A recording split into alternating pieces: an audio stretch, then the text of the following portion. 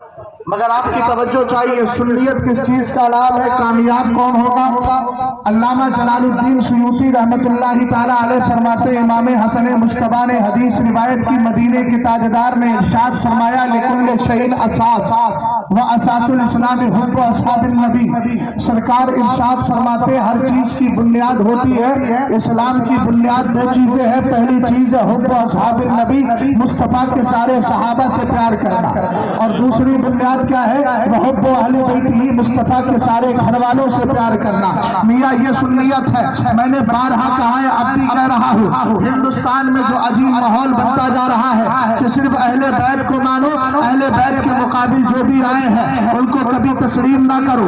یاد رکھنا یہ سنیت کے دشمن ہیں، یہ تمہارے ایمان عقیدے پہ ڈاکہ ڈالنے والے ہیں۔ وہابیت تھوڑی کمی سی لگ رہی ہے لیکن رافضیت بڑھتی جا رہی ہے، اور حضور گلزار ملت ہو کہ غیاث ملت ہو، ایسی ذاتوں سے ہم پیار اس لیے کرتے ہیں کہ یہ سادات بریلی کی بولی بولتے ہیں، اور دنیا والوں کو بتاتے ہیں کہ یاد رکھنا، اگر تمہیں سچے اہل بیت اور سچے صحابہ سے پیار کرنا سیکھنا ہے تو ہمیں دیکھو، ہم ہیں سید لیکن ہماری بولی کیا ہے، وہی ہے جو امام احمد رضا خان کی ہے، اہل سنت کا ہے بیڑا پار، اصحاب حضور۔ اور جب کوئی بگڑتا ہے، جب کسی کی نس بھڑکنے لگتی ہے، تب یہ سادات کھڑے ہوتے ہیں اور اعلیٰ حضرت کی زبان میں کہتے ہیں، کل کے رضا ہے خنجر خوخار برقبار، آقا سے کہہ دو خیر منائے نشر کریں۔ کیا بات ہے، بہت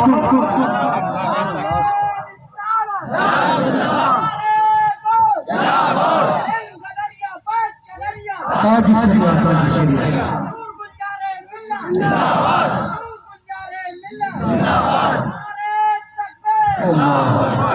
میں نعروں کا مخالف نہیں، بہت اچھی بات ہے، لیکن میرا وقت کافی ہو چکا ہے، اصل میں میرا وقت کافی ڈیوائیڈ ہو گیا، تو اس لیے ہو سکتا ہے کہ تھوڑی دیر میں کوئی فرمان آ جائے، اس لیے میری گفتگو آپ سن لیجیے۔ نعرہ انشاءاللہ ادھار رکھیے گا، بعد میں لگائیے گا، نیت المومن خیر من عملہ، ایمان والی کی نیت اس کی عمل سے بہتر ہوتی ہے۔ وقت اجازت نہیں دیتا، وقت بہت کم ہے، ذرا محبت سے بول جائیں سبحان اللہ۔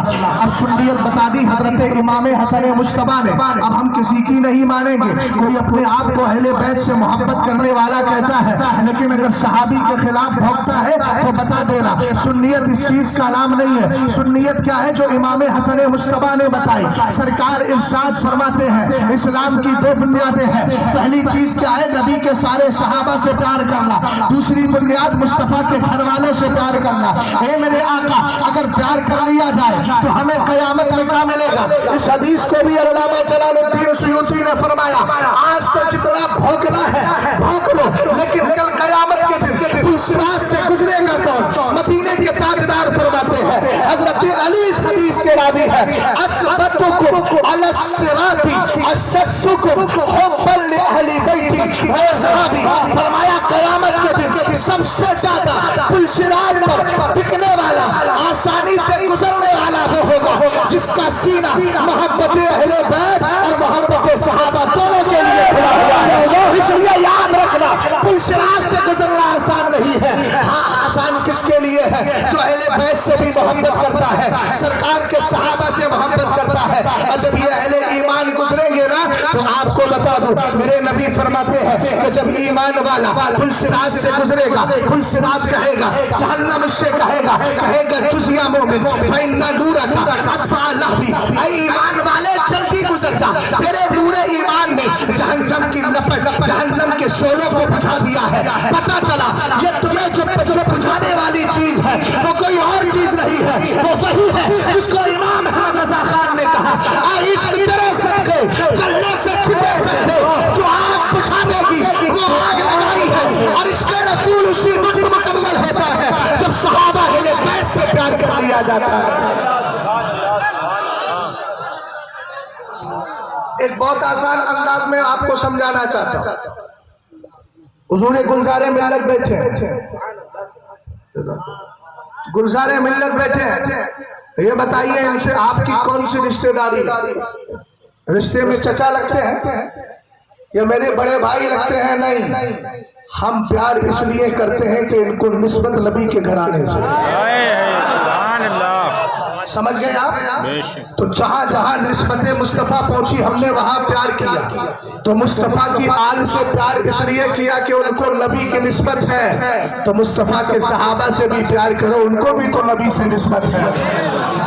हमें यार तो वो समझदार लोग हो, अगर मस्जिद के अंदर जाते हो जूता पहन के नहीं जाते, जबकि वही पत्थर लगा हुआ है। सैयद साहब बैठे हैं, मैं घर में गया, देखा यार बड़ा शानदार घर है, अब कैसा है मैं नहीं जानता, न कभी लेकर गए और न कभी दावत दी है, कभी मौका मिलेगा तो चले जाएंगे, लेकिन बहरहाल ऐसा देखा कि बड़ा शानदार घर है, जबरदस्त पत्थर लगा है। मैं अंदर जाने लगा, चप्पल उतारने लगा, हाथ पकड़ लिया, नहीं मुफ्ती साहब आप यूं ही पहन के चले आइए। अब थोड़ी देर के बाद नमाज का वक्त हुआ, मैं मस्जिद की तरफ गया, चप्पल पहन के अंदर गया, इनके मोहल्ले के बूढ़े ने पकड़ लिया, कहा ए भैया मौलाना मालूम होते हो, लेकिन आपको इतना सलीका नहीं कि चप्पल उतार के जाना चाहिए। मैंने कहा पत्थर तो एक है, खरीदार भी एक है, दुकान भी एक है, मकान भी एक है, लेकिन लगाने वाला भी एक है, लेकिन क्या वजह है यहाँ चप्पल रख सकता हो, वहाँ चप्पल नहीं रख सकता। जमाना कहेगा चूंकि निस्बत है इस पत्थर को अल्लाह के घर से,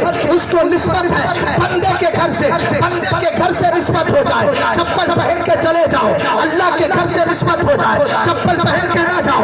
हमने कहा पत्थर है, निस्बत खुदा के घर से हुई, चप्पल को उतार दिया गया है, और जिसकी रगों में मदीना वालों का खून बोल रहा हो, हम वहां पर निस्बत का एहतराम क्यों न करें। जब पत्थर अगर अल्लाह के घर से निस्बत रखता है तो वहां इज्जत और एहतराम बाकी रहता है। तो जिसको नबी के घराने से निस्बत है उससे भी मोहब्बत की जाएगी, और जिसको नबी अलैहिस्सलाम की सोहबत मिली है, जिसने आका से सहाबियत की निस्बत हासिल कर ली है, उस पे भी अपनी जानें लुटाई जाएगी।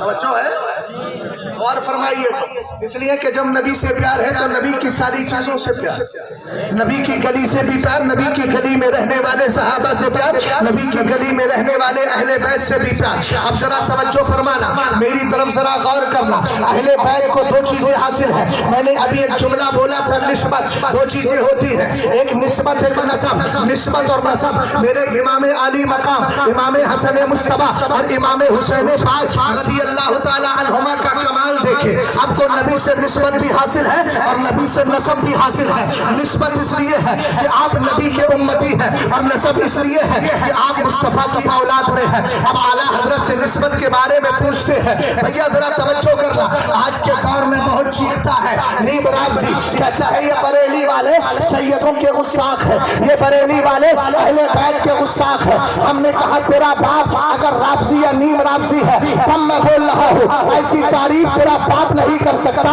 जो तारीफ इमाम अहमद रजा खान ने करके दिखाई है। यहाँ से लेकर लखनऊ से लेकर जिसको आला हजरत ने कूफे हिंद लिखा है, आला हजरत ने एक मकाम पे फरमाया, जब हजरत इमाम आली मकाम की शहादत बयान करो तो खुलाफा की शहादत भी बयान करो, ताकि तुम्हारी शहादत राफजियों की शहादत की तरह ना हो, तुम्हारी शहादत राफजियों की शहादत की तरह ना हो। इसलिए भैया मुहर्रम के मौके पर ऐसे काम मत किया करो जो मुशाबहत राफजियों के साथ हो जाए, इसकी इजाजत का काम नहीं है। तवज्जो फरमाइएगा, उसी मौके पे आला हजरत ने कहा कि इमाम अली मकाम की शहादत बयान की जाए, लेकिन उमर की शहादत ना हो, उस्मान की शहादत ना हो, हजरत मौलाए कायनात रज़ी अल्लाह ताला अन्हु की शहादत ना हो। फरमाया वो भी कूफे हिंद लखनऊ के अंदर। कहा ये बड़ी तशवीश का मामला है। इसका मतलब ये हुआ कि जब करबला बयान करो तो हजरत उमर फारूक आजम का तस्करा भी पहले करो, उमर का तस्करा पहले करो, उस्मान गनी का तस्करा पहले करो, ताकि समाने वालों को पता चल जाए इमाम अली मकाम से पहले शहादत इन्होंने भी इस्लाम के लिए पेश की है, और दुनिया वालों को पता ये चल जाए हम सिर्फ अहले बैत का दम नहीं भरते, न सिर्फ सहाबा का दम भरते हैं, हम तो दोनों का दम भरते हैं। और उसके बाद आला हजरत की ज़बान में बाबा के तुहलिया ऐलान करते हैं अहले सुन्नत का है मेरा। अब निस्बत आला हजरत फरमाते हैं, मेरे नबी की बारगाह में एक कुरैशी गुलाम है, हुजूर का मुबारक खून रखा था, खून हजामत सहाबी ने पी लिया। क्या पिया? नबी का खून, मुबारक खून पी लिया। तवज्जो फरमाइएगा, हमने का सड़ा हुआ वहाबी आज तक ना समझ सका, ابے تیرے جسم سے اگر خون نکل جائے تو لوگ کہیں وضو ٹوٹ گئے، کپڑے پہ لگ جائے تھوڑی دیر کے لیے سب کی توجہ چاہتا ہوں آگے سے لے کے پیچھے تک، پیچھے سے لے کے آگے تک، کوئی بھی دھیان ادھر ادھر نہ کرے، غور سے سنیے گا۔ ہم نے کہا اگر تھوڑا سا خون 1 گرم کے برابر لگ جائے، علماء کہیں کپڑا ناپاک دھل لے، بڑا بدبودار خون ہے تیرا رے، وضو بھی جا رہا ہے، کپڑا بھی خراب ہو رہا ہے، لیکن قربان جائیے مصطفیٰ کی ذات پہ بول بھی پاک ہے، براز بھی پاک ہے، اور میرے نبی کا مبارک خون بھی پاک ہے۔ صحابی نے پی لیا، نبی نے یہ نہیں فرمایا کہ ناپاک چیز استعمال کیوں کی، بلکہ آقا نے فرمایا اذهب فقد احرست نفسك من النار، اے میرے صحابی چلے جاؤ، تم نے نبی کا خون پیا، اللہ نے تمہیں جہنم سے آزادی عطا فرما دی۔ اعلیٰ حضرت کا ایک جملہ یہ ہو گیا، دوسری روایت کا جملہ ہے احترست من النار، تو جہنم سے بچ نکلا ہے، جہنم سے بچ گیا ہے، تجھے حفاظت مل گئی ہے، سرکشا مل گئی ہے، سیفٹی مل گئی ہے۔ ہم نے کہا ذرا پیارے اعلیٰ حضرت جیسا عاشق، امام اہل سنت جیسی ذات، تمہیں لگتا ہے کہ خالی حدیث بیان کر کے چھوڑ دے، تبصراتی جملے نہ لکھے؟ ارے اپنے وقت کے محقق کا نام امام احمد رضا خان ہے، آگے جملے لکھے تو کہنے لگے الحمدللہ جب نبی علیہ السلام کا مبارک خون کوئی پی لے، اللہ اس کو جہنم سے آزادی عطا فرما دے، تو جس کے رگوں پہ مدینے والے کا خون دوڑ رہا ہے، فرمایا ان کے غلاموں کو بھی جہنم کی آگ نہیں چھو سکتی ہے۔ یہ نہیں کہا کہ ان کے رگوں میں خون دوڑ رہا ہے ان کے لیے جہنم کا کیا ہے، بلکہ فرمایا ان کے غلاموں کو جہنم کی آگ نہیں چھو سکتی ہے۔ ہم نے کہا یہ نسبت ہے جس نسبت نے جہنم سے بچایا ہے، لیکن کیا مقام ہے امام علی مقام کا، کیا شان ہے امام حسن مصطفیٰ کی، وہ ان کو نسبت بھی حاصل ہے اور نسب بھی بڑا پاکیزہ حاصل ہے۔ قرآن کہتا ہے فَإِذَا نُفِخَ فِي الصُّورِ فَلَا أَنْسَابَ بَيْنَهُمْ، قیامت کے دن سور پھونکا جائے گا، کوئی نسب نہ رہے گا، کوئی رشتہ نہ رہے گا۔ آقا کریم علیہ السلام پر قرآن کی آیت اتری، صحابہ کرام کے ذہن میں خیال آیا کہ السلام کا آقا کریم علیہ السلام کا جو ہے اس کو کیا کر رہے ہیں یار، ایسے مائک کائے رکھتے ہیں، کسی ایک جلسے میں قربان تھوڑی ہوگا، خراب مائک لے کر کے آتے ہیں، پورا خبر مار رہا ہے تمہارا تو مجھے پڑے گا اننا للہ و اننا الیہ راجعون۔ کیا ہے مائک لا پورا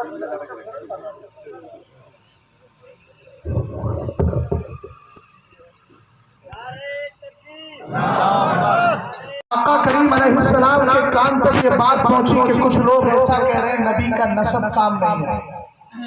میرے سرکار علیہ السلام نے ارشاد فرمایا حضرت بلال حبشی سے اذان پڑھو، نماز کا وقت ہو گیا، سرکار علیہ السلام نے نماز پڑھائی۔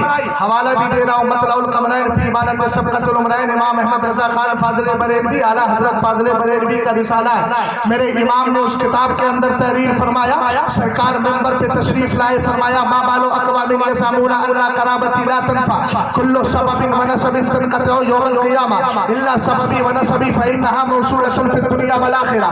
میرے نبی فرماتے ہیں کیا ہو گیا لوگوں کو، لوگ یہ کہہ رہے ہیں کہ میری رشتہ داری میری رشتہ داری فائدہ نہیں دے گی۔ سرکار نے آگے ارشاد فرمایا میرا رشتہ اور میرا نسب یہ یاد رکھنا قیامت کے دن ختم ہونے والا نہیں ہے، میرا نسب دنیا میں بھی باقی ہے اور آخرت میں بھی باقی ہے۔ زندہ ہو کر کے بولیے، مردہ لوگوں کے بیچ گفتگو کرنے کی عادت نہیں ہے، بلند آواز سے بولے سبحان اللہ، اور بلند آواز سے بولے سبحان اللہ۔ مدینے کے تاجدار فرماتے ہیں قیامت کے دن سارے رشتے سارے نسب ختم ہو جائیں گے، لیکن تمہارے نبی کا رشتہ باقی رہے گا، تمہارے نبی کا نسب باقی رہے گا، رشتہ باقی ہے، اسی لیے غلاموں کو شفاعت مل رہی ہے، رشتہ باقی ہے اسی لیے غلاموں کو جنت مل رہی ہے۔ اسی رشتے کو امام احمد رضا خان نے سمجھا تو پیارے انداز میں کہہ دیا تجھ سے اور جنت سے کیا مطلب، وہاں بھی دور ہو، ہم رسول اللہ کے جنت رسول اللہ کی، یہ رشتہ ہی تو ہے۔ اس کو مدینے کے تاجدار آقا علیہ السلام کے غلام نے سمجھایا ہے، اور آگے فرمایا میرے نبی نے ہے اور میرا نسب بھی باقی رہے گا۔ آؤ دیکھتے ہیں نسب کیسا باقی ہے۔ ابھی ذرا توجہ فرمائیے گا، کیسا نسب ہے امام علی مقام کا۔ میرے نبی کی 4 بیٹیاں ہیں، 3 بیٹے ہیں، 4 بیٹیاں ہیں، 3 بیٹے۔ پہلے بیٹے حضرت قاسم انتقال فرما گئے، حضرت عبداللہ کا انتقال ہو گیا، حضرت ابراہیم کا انتقال ہو گیا۔ ابو لہب اینڈ کمپنی چیخنے لگے، کہنے لگے بتنا محمد، اب نبی کی نسل ختم ہو گئی، سرکار علیہ السلام کی نسل کیسے چلے گی؟ مگر اس لہب ابو لہب کو پتا نہیں تھا جو خدائے تعالی حضرت امام علی مقام امام حسین کے بدلے میں حضرت ابراہیم کو لینے پر قادر ہے، وہ رب اس بات پر بھی قادر ہے کہ نسل مصطفیٰ کو کائنات میں عام کر دیا جائے۔ یار مولانا لوگ ذرا بولیے کم سے کم سبحان اللہ، اور بلند آواز سے بولیے سبحان اللہ، والوں کو پتہ چل جائے۔ الحمدللہ رب العالمین، آج بھی سنی مردہ نہیں ہے، بڑے پاکیزہ انداز میں زندہ ہے، اور ہماری زندگی کو سمجھنا ہے تو غزہ کے مسلمانوں کے حالات کو دیکھ لو، ہم ان حالات میں بھی زندہ ہے۔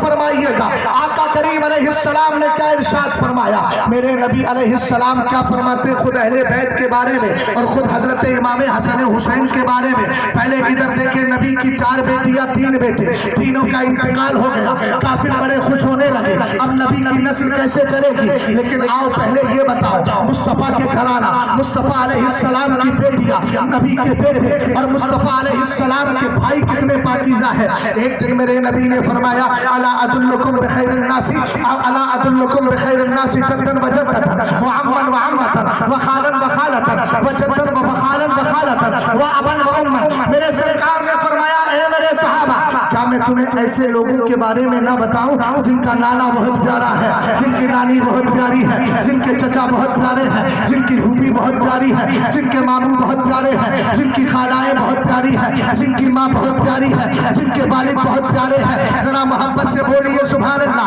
آقا کریم علیہ السلام کے صحابہ نے کہا کیوں نہیں؟ تب مدینے کے تاجدار نے ارشاد فرمایا سنو سنو، ہم الحسن والحسین، جن کے نانا اور نانی بڑے پیارے ہیں انہی کو حسن و حسین کہا جاتا ہے۔ سرکار تشریف فرما رہے ہیں، جدہما رسول اللہ و جدتہما خدیجہ بنت خویلد۔ میرے نبی نے فرمایا سنو، ان کے دادا محمد عربی بولو صلی اللہ علیہ وسلم اللہ کے رسول ہیں، ان کی نانی خدیجہ بنت خویلد ہے، وہ امہما فاطمہ بنت رسول اللہ، کہا ان کی ماں فاطمہ ہے، وہ ابوہما علی ابن ابی طالب، اور ان کے والد علی ابن ابی طالب ہیں، وہ امہما جعفر ابن ابی طالب، فرمایا ان کے چچا جعفر طیار ہے، وہ امتہما ام ہانی بنت ابی طالب، اور فرمایا ان کی پھوپھی ام ہانی بنت ابی طالب ہے۔ آگے میرے نبی نے ارشاد فرمایا وہ خالوہما القاسم ابن رسول اللہ، اور ان کے ماموں قاسم ابن رسول اللہ ہے، وہ خالاتہما زینب و رقیہ و ام کلثوم بنات رسول اللہ صلی اللہ علیہ وسلم۔ ایک جملے پہ ذرا توجہ دیجیے گا، سرکار کی صرف ایک بیٹی نہیں ہے، نبی کی 4 بیٹیاں ہیں۔ نہیں کہنے والے یہ بکواس کرتے نظر آتے ہیں کہ سرکار کی تو ایک ہی بیٹی ہے۔ ہم نے کہا اس کا جواب قرآن میں بھی ہے، اس کا جواب حدیث میں بھی ہے۔ سرکار فرماتے ہیں ان کی خالائیں بھی جنتی ہے۔ آقا کون ہے خالہ؟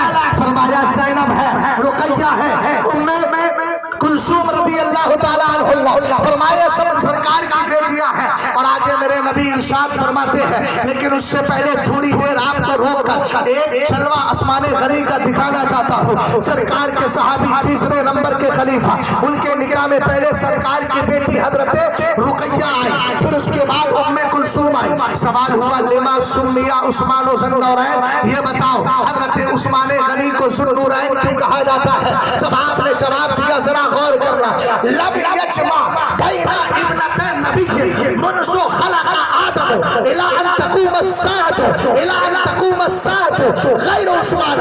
فرمایا اس خاک دانے کھیتی پر آسمان کے نیچے آدم سے لے کر قیامت تک کوئی ایسی ذات نہیں گزری ہے جس کے نکاح میں کسی نبی کی 2 بیٹیاں جمع ہو گئی ہو۔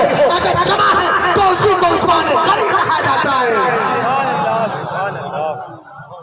ہم سنی ہیں، ہمارے اندر 2 رنگی نہیں ہے، یہی تو بریلی کا احسان ہے جس نے ہمیں 2 رنگی نہیں سکھائی ہے، 1 رنگی سکھائی ہے۔ سمجھ گئے؟ اور الحمدللہ رب العالمین جہاں جائیں گے اپنے امام کا پیغام سنائیں گے۔ کسی کو اچھا لگے یا برا لگے تو ہم کہیں گے یہ بھی نہیں وہ بھی نہیں. ہمیں فکر کسی کی نہ اچھائی کی ہے نہ برائی کی. الحمدللہ رب العالمین جب ایسی ذاتیں پشپنائی کر رہی ہیں اور بریلی کا قائد ہماری پشپنائی کر رہا ہے. توجہ فرمائیے گا, غور کیجیے گا ذرا. سرکار کا آخری بیٹا بھی انتقال کر گیا, بڑے خوش ہوئے. قرآن کی آیت مصطفیٰ علیہ السلام کی بارگاہ میں جبریل لے کر آئے, انا اعطیناک الکوثر فصلی لربک وانحر ان شانئک هو الابتر. محبوب ہم نے آپ کو خیر کثیر کا مالک بنایا, اپنے رب کے لیے نماز پڑھیے, قربانی کیجیے. ان شانئک, اور کہیے دشمن سے تیری شان ہی نسل بریدہ ہونا ہے, مصطفیٰ کی نسل تو اب بھی باقی. سنی مسلمان کہنے لگا حضرت سمجھ میں نہیں آتا, سمجھ میں نہیں آتا. جب آقا کریم کے 3 بیٹے نرینہ اولاد دنیا سے چلی گئی تو آقا کریم کی نسل چلے گی کیسے؟ ہم نے کہا پریشان کیوں ہوتا ہے؟ اللہ تعالیٰ نے اپنے نبی کے لیے اس طریقے سے بہت سارے معاملات کو چینج فرما دیا ہے اور سارے نبیوں کا سردار بنا کر کے بھیجا ہے. آقا کریم علیہ السلام خود ارشاد فرماتے ہیں, اب بھائی اپنی ہلو کو بند کر لے اور میری گفتگو ہونے دے, اس کے بعد ہلو کرنا یا چلو کرنا. توجہ فرمائیے گا, رسول کریم علیہ السلام کے دیوانوں ذرا غور کریں. میرے نبی علیہ السلام نے, اللہ تعالیٰ نے اپنے حبیب کے لیے قانون دنیا اور کائنات کو کیسے تبدیل فرما دیا. حضرت آدم سے لے کر حضرت موسیٰ علیہ السلام تک اور حضرت عیسیٰ آئیں گے, شادی ہوگی, ان کی بھی نسل ہوگی, لیکن یاد رکھنا سب کی نسلیں چل رہی ہیں تو لڑکوں سے چل رہی ہے. لیکن جب بات مصطفیٰ کی آئی تو مدینے کے تاجدار نے کہا ان اللہ تعالی جعل ذریۃ کل نبی فی صلبہ وان اللہ تعالی جعل ذریۃ فی صلب علی ابن ابی طالب. فرمایا اللہ نے سارے نبیوں کی نسلوں کو انہیں کی پشت میں رکھا تھا, لیکن میری نسل کو علی کی پشت میں رکھ دیا ہے. سمجھ گئے؟ نظام بدل گیا, تمہاری نسلیں چلے. اور وہ بھی خصوصیت حضرت فاطمہ الزہرا کی. یہ جملہ اس لیے بول رہا ہوں کہ ہندوستان میں کچھ ایسے بھی سید ہیں جن کی والدہ سیدہ ہے تو کہنے لگے ہم بھی سید, ہماری ماں. ہم نے کہا اگر یہ خصوصیت آپ کی والدہ کو بھی حاصل ہو جائے کہ ماں کی وجہ سے آپ سید ہو گئے تو فاطمہ کی خصوصیت تو باقی نہیں رہے. یہ خصوصیت ہے حضرت فاطمہ الزہرا کی, جن کا کمال دیکھو قوم بنی اسرائیل میں. جب 2 بچوں کی دیوار ٹیڑھی تھی, حضرت خضر نے سیدھی کی, خزانہ بچا دیا. قرآن بولا وَكَانَ أَبُوهُمَا صَالِحًا. ان کا باپ نیک تھا. کون سا باپ؟ 14 پشتوں پہلے دادا آیا تھا, متقی تھا. 14 پشتوں پہلے دادا کے تقوی نے یہ کمال دکھایا. 14 پشتوں کے بعد پوتوں کا خزانہ بچا لیا. اعلیٰ حضرت نے جب اس کو ذکر فرمایا تو کہا کہ 14 ابھی تو میری تیسری ہی پشت ہے, دیکھیے فضل کہاں تک باقی رہتا ہے. ابھی بریلی میں بھی 14 پشتیں پوری نہیں ہوئی ہیں. یاد فرمائیے گا. اب میں آپ سے پوچھنا چاہتا ہوں, اگر کوئی یہودی کھڑے ہو کر کے یہ سوال کرے تیرے نبی سے میرا نبی افضل. سید صاحب قبلہ ذرا توجہ فرمائیے گا, بہت اہم پوائنٹ دے رہا ہوں. حضور گلزار ملت سے توجہ کی بات کی ضرورت ہی نہیں ہے, اس لیے کہ حضرت تو سراپا توجہ بنے ہوئے ہیں, آپ بھی الحمدللہ توجہ بنے ہوئے ہیں, لیکن چونکہ پیچھے ہے نظر نہیں آ رہا ہے, اس لیے میں آپ کی توجہ چاہتا ہوں, ذرا غور فرمائیے گا. اب اگر کوئی یہودی کہنے لگے تیرے نبی سے ہمارا نبی افضل, آدمی پریشان ہو گیا. خلق سے اولیاء سے رسول اور رسولوں سے اعلیٰ ہمارا نبی.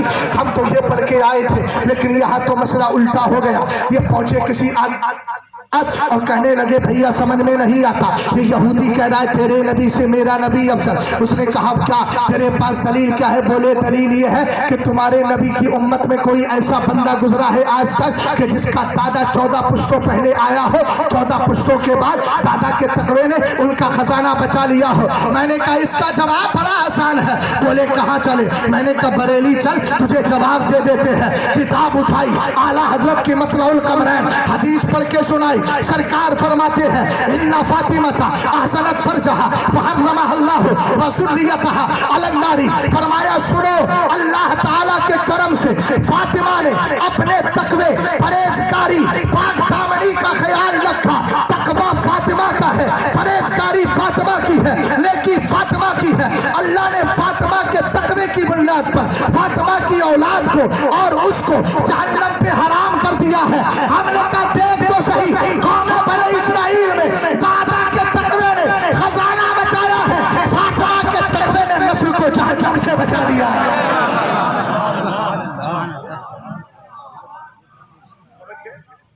اور فرمائیے آگے بڑھے, اس سے کچھ کہنے کی ضرورت نہیں ہے چونکہ یہ انتقال کے بالکل قریب ہے. بس اس پہ کفن پہنانے کی ضرورت ہے. کفن چڑھ جائے گا نا تو پھر یہ سیدھا قبر میں چلا جائے گا, پھر اعلان ہو جائے گا. 10 دن بھی اعلان کر رہے تھے نا کچھ لوگ, 10 دن گزر گئے, لگ رہا اب ڈھول بند ہو گیا ہوگا, ڈھول بند ہو گیا ہوگا. ان کی طرف سے ایک مفتی اعظم اٹھے تھے, کہنے لگے غلط ثابت کر کے دکھا. ہم نے کہا فقہا نے اعلان کے لیے لکھا ہے, لیکن مجھے یہ بتاؤ محرم میں جو انہوں نے ڈھول کو جو اعلان کے لیے لکھا ہے وہ بربنائے ضرورت ہے. کیا محرم کی خبر دینا یہ ضرورت شریعہ ہے؟ اور اگر یہ ضرورت شریعہ ہے تو اس سے بڑی ضرورت شریعہ 12 دن ہے مبارک شریف کے, اور اس سے بڑی ضرورت شریعہ کیا ہے؟ رمضان شریف ہے. اس کو روزے فرض ہوتے ہیں, تو اس کا مطلب 30 دن ڈھول بنوایا جائے. کہنے لگے یہ کیسی بات کر رہے ہیں, محدث کبیر کو لیا مجھے لیا. میں نے کہا یار میں علمی بات ان سے کرتا ہوں جن کے پاس علمی عقل ہوتی ہے. آپ کو پتا نہیں ہے حضرت ابراہیم علیہ السلام نے نمرود سے جب بات کی تھی تو دیکھا یہ تو میرا پاگل ہے, تو کہنے لگے فاتبیہا من المشرقی, اے اللہ تعالیٰ اس کو مشرق سے نکالتا ہے, فاتبیہا من المغرب, تو سورج کو مغرب سے نکال دے. پاگلوں سے علمی باتیں نہیں کی جاتی. تابو بالجنون جنونا عربی میں کہا جاتا ہے پاگلوں کا علاج پاگل پن سے کیا جاتا ہے. جیسے اس نے ڈھول کو 10 دن کہا تھا اور کہا تھا اعلان کے لیے, تو میں نے کہا چڑ کیوں گیا بے, ابے اعلان کے لیے میں بھی کہہ رہا ہوں مرنے سے پہلے تیری موت کا اعلان کر دیا جائے گا. جب مرے تو لوگوں سے کہو کہ میرے لیے ڈھول بجا دینا تاکہ میری موت کا اعلان ہو جائے. مجھے تختہ غسل پہ لے جانا تاکہ غسل میں شرکت کرنے والے آ جائیں. مجھے قبر میں لے کر کے جانا تاکہ دفن کرنے والے آ جائیں. جنازے پہ لے کر جاؤ نماز جنازہ کے لیے تو اعلان کرنا تاکہ لوگ نماز پڑھنے آ جائیں. ہم نے کہہ دیا تو برا لگا.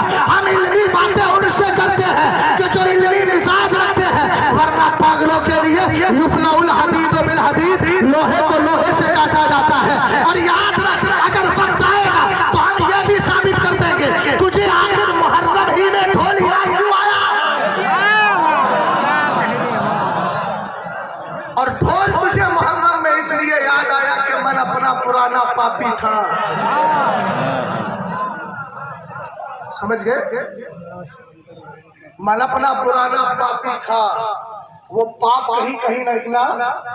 ابے چند دنوں پہلے امیر معاویہ کے خلاف بھوکا اور اعلیٰ حضرت کی عبارت کو تو نے کاٹ چھاٹ کے پیش کیا, پھر تو نے ڈھول کی بات کہی تو ہم سمجھ گئے تیرا قدم کہاں جا رہا. تو جس انداز میں تو نے بات کی تھی اسی انداز میں ہم نہیں کرتے, ورنہ اللہ کا فضل شہزاد کو کوئی نہ سمجھائے. علمی بات آتی ہے تو علمی انداز میں جواب دینے کی بھی اپنے مرشد کے فضل سے طاقت رکھتا ہوں. لیکن اب علمی باتیں ان سے کی جائیں جنہوں نے کتابیں پڑھی لکھی ہو. بولے ہم تو پیدا ہوتے ہی فتاوی رضویہ, میں نے کہا 30 جلدیں ہیں. حضرت کی توجہ چاہتا ہے. ابھی بچہ پیدا ہوا, فتاوی رضویہ رضا اکیڈمی والی بھی 12 جلدیں ہیں. کسی بچے کو 12 جلدیں تھماؤ وہ تو یہ شکر منا زندہ ہے, ورنہ فتاوی رضویہ کا بوجھ کیسے اٹھتا. ابھی یار یہ بچہ پیدا ہوا, پیدا ہوتے ہی فتاوی رضویہ ہاتھ میں, کچھ عقل ہے کہ نہیں بھائی, اتنا تو سوچ لیا ہوتا. توجہ فرمائیے گا, ہم ایسوں کے ساتھ میں نہیں ہیں. اور یاد رکھنا ہم دادا اور پوتا دیکھ کے فیصلہ نہیں کرتے, ہم شریعت دیکھ کے فیصلہ کرتے ہیں. لیکن جب بات آتی ہے دادا کی تو شیر بش اہل سنت کو, صدور مشاہدہ ملت کو, ان کے پاکیزہ تربیت یافتہ حضرت حسن عسکری جیسی ذاتوں کو اس طرح نکال لیتے ہیں جیسے حضرت حسان ابن ثابت نے کہا تھا. جب میرے نبی نے کہا حسان یہ کفار قریش میری ہجو کر رہے ہیں, تم ہجو کیوں نہیں کرتے؟ کہا آقا میں کروں گا. سرکار نے فرمایا کیسے کرو گے؟ ان کا نسب میرا نسب ہے, ان کا خاندان میرا خاندان ہے. تب آپ نے کہا تھا یا رسول اللہ لا اسلمنک منہم, आपको ऐसे निकाल लूंगा जैसे आटे से बाल निकाल दिया जाता है। अबे तुम बिगड़ोगे तो बिगड़ जाओ, लेकिन शेर में से अहले सुन्नत मेरे सर का ताज है, मुशाहिदे मिल्लत मसलकी आला हज़रत का सच्चा पासवान है। हमने अपने आकाओं को, अपने मौसिलों को न कल फरामोश किया है, न आज किया है, न क़यामत तक कभी कर सकते हैं।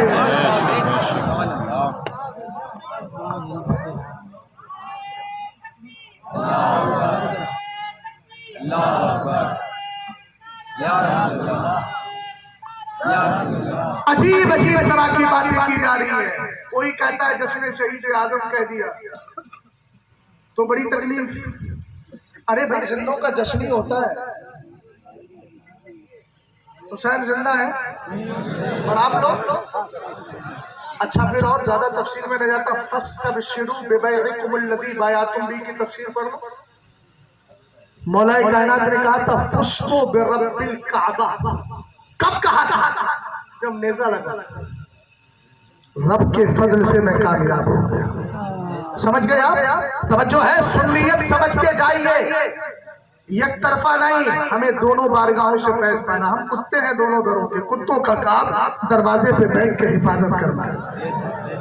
हम क्यों पड़े इस इख्तिलाफ में कि मौलाए कायनात के साथ हजरत अमीर माविया की जंगे सिफ़ीन हुई? मैंने कहा अगर तुझे यही शौक है तो मैं बताए देता हूँ। हजरत उमर फारूक आज़म कहते हैं मेरे नबी ने इरशाद फरमाया सअल्तु रब्बी मिन बादी अन इख्तिलाफि असहाबी। मैंने अपने बाद अपने सहाबा के दरमियान जो इख्तिलाफ होने वाला था रब की बारगाह में सवाल किया। फ़अौहल्लाहु तबारक व तआला इलैया या मुहम्मद इन्ना असहाबका इंदी बिमंज़िलतिन नुजूम बाज़ुहा अहवा मिन बाज़ व लिकुल्लिन नूर। आका करीम ने इरशाद फरमाया, अल्लाह ने मुझे वही फरमाई। पूछा क्या? ए अल्लाह मेरे बाद मेरे सहाबा में जो इख्तिलाफ हो रहा होने वाला है उसके बारे में क्या कहना है? अल्लाह ने वही फरमाई और वही फरमाई। भैया इधर देखो मेरी तरफ, तवज्जो फरमाओ, इधर देखिए जरा। अल्लाह ताला ने सरकार फरमाते मुझे वही फरमाई। क्या वही ने कहा? रब ने फरमाया ये महबूब तेरे जितने सहाबा है ना सब मेरी बारगाह में आसमान के सितारों की तरह है। आसमान के सितारों की तरह। आसमान के सितारों पर जब अब्र और बादल ना हो, आप देखिए एक सितारे की चमक ज्यादा, थोड़ी की कम, एक के ज्यादा, थोड़ी की कम। सरकार अलैहिस्सलाम कहते हैं रब ने कहा इन सितारों में एक की चमक दूसरे से ज्यादा होती है, लेकिन आज तक कोई सितारा ऐसा देखा जिसमें नूर न हो? अरे सितारा होता ही वही है जिसके अंदर नूर पाया जाए। अल्लाह ने फरमाया मैंने कुल नूर, लेकिन सारे सितारों में चमक है। इसका मतलब यह हुआ कि नबी के सारे सहाबा हैं, उनमें किसी का मर्तबा बड़ा है। कोई अबू बकर सिद्दीक़ अकबर है, कोई उमर फारूक आज़म है, कोई उस्मान गनी है, कोई मौलाए कायनात है, फिर कोई इमाम हसन मुस्तफा है, कोई अमीर मुआविया रज़ी अल्लाह ताला अन्हु है। आका करीम अलैहिस्सलाम से रब ने फरमाया लेकिन चमक दमक सब में है। फरमाया फमन आखदा फिम्मा हुम अलैहि मिन इख्तिलाफिहिम फहुवा इंदी अला हुदा। जो एक सहाबा में किसी भी सहाबी के इख्तिलाफ को इख्तियार कर लेगा वो मेरी बारगाह में गुमराह नहीं, हिदायत। तो जो जंगे सिफ़ीन में मौला अली के साथ थे अल्हम्दुलिल्लाह, और जो हजरत अमीर मुआविया रज़ी अल्लाह ताला अन्हु के साथ थे तो उनको कोई जहन्नमी नहीं कह सकता, वो भी मुसलमान। बात समझे कि नहीं समझे? ये स्टेटस लगा लगा के बरेली भी बहुत ज्यादा नुकसान में आ गया है। और अपनी बच्चियों को स्कूलों में भेजते हो, बचा लो, पढ़ के समझदार ना बनो। ये बच्चियां जो गैर मुस्लिम होती चली जा रही हैं, अल्लाह करे होश आ जाए हमारी खानकाहों को भी, हमारे उलमा को भी, हम जैसे गुलामों को भी, हमारी पब्लिक को भी, हमारे इन बापों को भी जो बाप अपनी औलाद को बड़ी बेफिक्र होकर के कॉलेजों में भेजते हैं। ये इस्लाम का तरीका नहीं है। बच्चियों को सब कुछ सिखाया लेकिन मुस्तफ़ा की शरीयत नहीं सिखाई। लानत है ऐसे जिंदगी पर। समझे कि नहीं समझे आप? आखिरी बात सुन लीजिए, हर दाढ़ी टोपी वाला क्लियर नहीं है। हदीस सुना रहा हूं मैं, अभी उर्से नूरी में पढ़ी थी, फिर पढ़ देता हूं। मेरे सरकार ने फरमाया, हजरत हुज़ैफा हदीस के रावी है, यकूनु बादी अइम्मतुन ला यहतदूना बिहुदाया। फरमाया मेरे बाद कुछ पेशवा आएंगे, कैसे होंगे? ला यहतदूना बिहुदाया, वो मेरी हिदायत पर नहीं होंगे। वला यस्तन्नूना बिसुन्नती, اور نہ میری روش کو اختیار کیے ہو. سرکار نے فرمایا وَسَا يَقُومُ فِيهِمْ رِجَالٌ قُلُوبُهُمْ قُلُوبُ الشَّيْطَانِ فِي جُسْمَانِ إِنسٍ. اور فرمایا ان میں کچھ ایسے لوگ نکلیں گے جن کے دل شیطان کے دل ہوں. شکل انسان کی فی جسمان انسن، انسانی جسم میں، انسانی لبادے میں شکل، دل کس کا ہوگا؟ شیطان کا ہوگا. حضرت حذیفہ رضی اللہ تعالیٰ عنہ، بھائی سب ذرا توجہ کرو، میں بہت قیمتی بات بتا رہا ہوں، سمجھ گئے نا؟ بڑی آسانی سے بریلی میں رہتے ہیں، ہم تو فلاں کا فتویٰ مانتے ہیں، ہم تو یہ کہتے ہیں یہ جائز ہے. ارے ویڈیو بنوانے والوں، تمہیں تاج الشریعہ کا فتویٰ ہضم نہیں ہوتا، رہتے بریلی میں ہو، کھاتے اعلیٰ حضرت کے طریقہ ہو اور کہتے خود کو یہ ہو ہم تاج الشریعہ کے مرید ہیں. ابے تو کیسا مرید ہے؟ تیرے اسٹیٹس پہ ویڈیو ہے، تیرے اسٹیٹس پہ فوٹو ہے. ابے کیسا تو امام ہے؟ میں اماموں سے کہوں گا خدا را ویڈیو سے بچ جاؤ.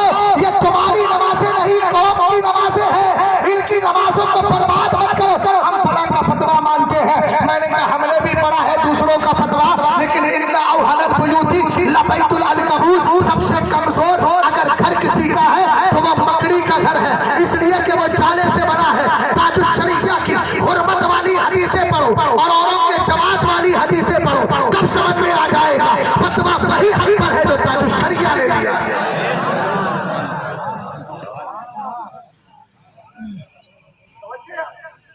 میرے تعلق سے کہتے ہیں بولے وہ بڑے سخت آدمی ہیں. ایک شاعر صاحب نعت پڑھنے کے لیے آئے تھے 3-4 دن پہلے کی بات ہے. وہ کسی کو فون کر کے کہہ رہے ہیں مولانا صاحب سے کہہ دیو مجھے ٹوکے. میں بد اخلاق نہیں ہوں، لیکن مسلک کے معاملے میں الحمدللہ مجھے برداشت نہیں ہوتا. اپنا ہو یا بیگانہ ہو، کسی کو برا لگے تو لگے صاحب. میں دنیا میں آپ کو راضی کرنے ہی نہیں آیا. میں تو یہی کہتا ہوں کام وہ لے لیجئے تم کو جو راضی کرے. کہا تھا شعر میں سے اہل سنت نے اعلیٰ حضرت سے حضور آپ کو گالیاں بھی پڑتی ہوں گی. اعلیٰ حضرت اندر گئے، خطوط نکال کے لائے، کسی نے کوئی گالی، کسی نے کوئی گالی. مجھے بھی گالیاں پڑتی ہیں، کچھ تو فون سے فون کر کے گالیاں دیتے ہیں اور بڑی اسپیشل گالیاں دیتے ہیں. کوئی بات نہیں، گالیاں دو، کھائیں گے لیکن جو مشن ہے اس کو چھوڑیں گے. توجہ فرمائیے گا، ذرا غور کیجیے گا میرے پیارے بھائیوں. آقا کریم علیہ السلام کے دیوانوں، میرے نبی نے ارشاد فرمایا، اللہ سے میں نے پوچھا، رب نے ارشاد فرمایا تیرے صحابہ میں سے اگر کوئی بندہ ان میں کسی کی بھی روش کو اختیار کر لے گا وہ میرے نزدیک ہدایت پر ہوگا. اسی لیے حضرت عمر کہتے ہیں سرکار نے ارشاد فرمایا اصحابی کالنجوم بأیہم اقتدیتم اہتدیتم. میرے سارے صحابہ ہدایت پر ہیں، ان میں جس کا دامن تھام لو گے کامیابی مل جائے گی. ساجد بھائی بات ختم کرنا، توجہ ہے. رسول کریم علیہ السلام کے دیوانوں، مسلک اعلیٰ حضرت کو مضبوطی سے تھامو. حضرت حذیفہ نے کہا سرکار کیف اصنع ان ادرکت ذالک، اگر ایسے لوگ مجھے مل جائیں تو میں کیا کروں؟ کیا کروں؟ میرے نبی نے ارشاد فرمایا تسمع و تطیع الامیر. توجہ کرنا، ہندوستان کا قاضی کون ہے؟ بولو ذرا. حضور قائد ملت قاضی القضات فی الہند الحمدللہ رب العالمین. جو بھی پیران نظام ہیں مسلک اعلیٰ حضرت کا کام کرتے ہیں، چاہے گھر کے ہوں یا پھر ان سے محبت کرنے والے ہوں، ان کے مشن کو لینے والے ہوں، سب ہمارے سروں کا تاج. کوئی پکڑنا ہے، توجہ فرمائیے گا. حضرت حذیفہ نے کیا کروں؟ میرے سرکار نے فرمایا تسمع و تطیع الامیر وان ضرب ظہرک واخذ مالک فاسمع واطع. فرمایا اپنے امیر کی ماننا، اپنے امیر کی ماننا، اسی کی سننا. اگرچہ شریعت کے قانون کی بنیاد پر سزا دیتے ہوئے وہ تیری پیٹھ پر تھوڑے لگا دے، کفارے میں تیرا مال لے لے، لیکن اس نے شریعت پر عمل کیا ہے. اگر ایسا ہو تو چھڑنا مت، پیار سے اس کی ہی بات ماننا. فاسمع واطع. اس لیے آج کے دور میں جس مشن کو سرکار تاج الشریعہ نے عام کیا تھا، الحمدللہ میرا قائد بھی عام کر رہا ہے، الحمدللہ حضور گلزار ملت بھی عام کر رہے ہیں. ایسے پیروں کے قریب رہو اور الحمدللہ رب العالمین جب ان کا قرب حاصل کرو گے، مسلک اعلیٰ حضرت پہ چلو گے اور قبر میں جاؤ گے، 2 سال کے بعد ہم فاتحہ پڑھنے آئیں گے، پھر تم سے پوچھیں گے تمہاری قبر زبان حال سے کہہ رہی ہوگی غاق سر